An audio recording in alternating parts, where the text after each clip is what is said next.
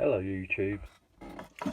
Today I'm going to show you how to disassemble, clean your vintage mechanical speed controller.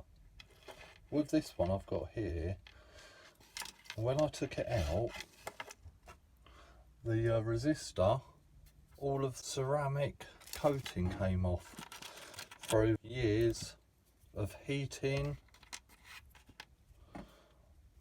and cooling.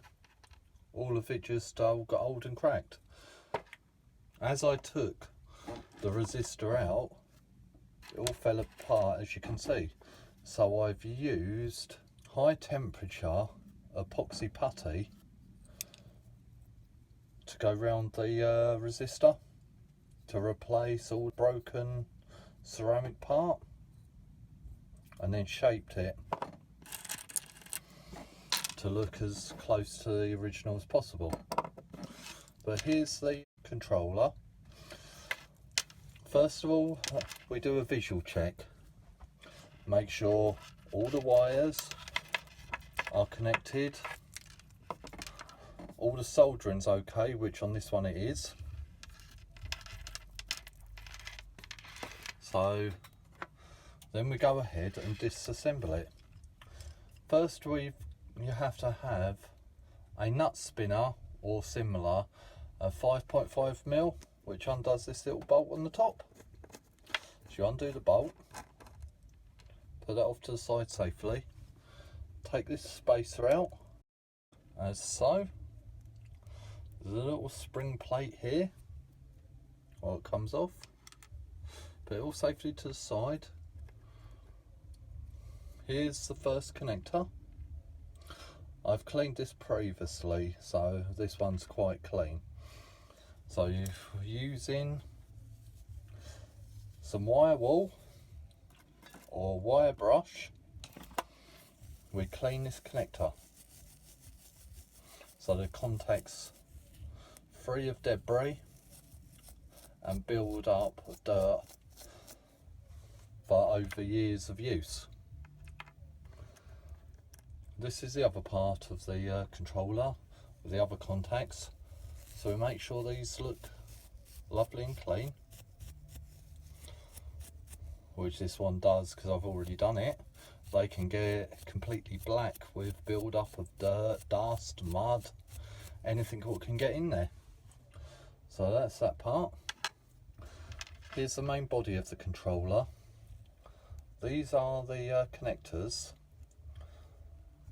and all of these have to be cleaned.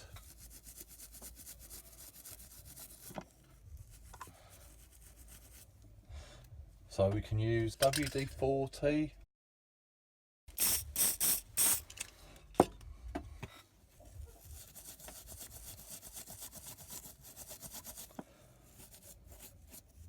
As I say, this one doesn't need a lot of cleaning because it's one I've previously done.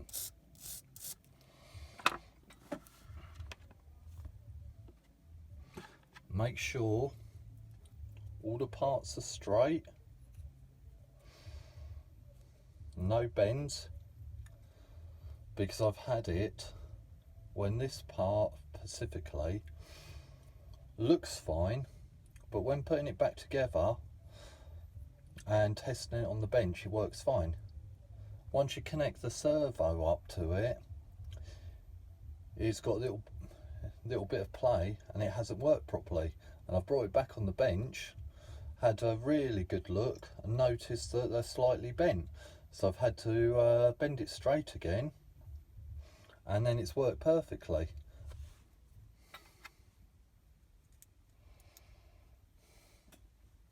So reassembly is just the disassembly, just the opposite way round. Remember to put the spring plate in, and then you put the spacer, as so.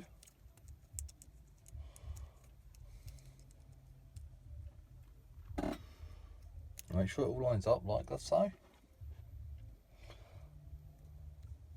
And you put the little nut back on. Make sure it goes on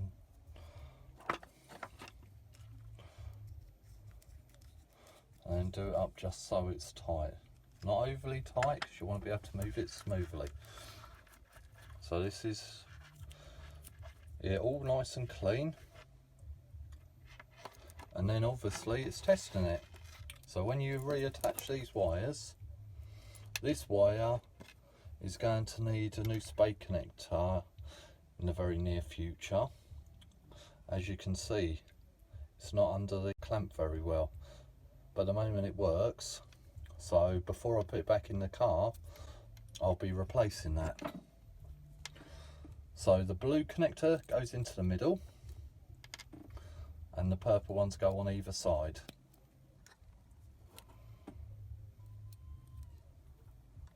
Like so.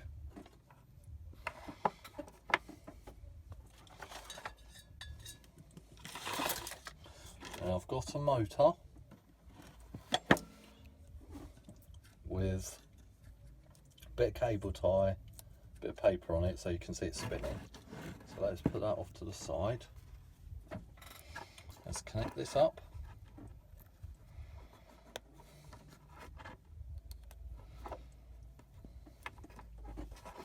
And before you plug any power into it, make sure this is centralised so it's not going anywhere. So the moment of truth, let's plug it in and see if it works. So here we go.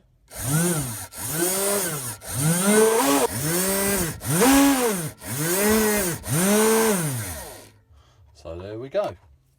That's how to disassemble, clean and reassemble the mechanical speed controller of a vintage Tamiya. This should give you extra life for this controller, and you should be able to see any upcoming faults on it. So thank you for watching.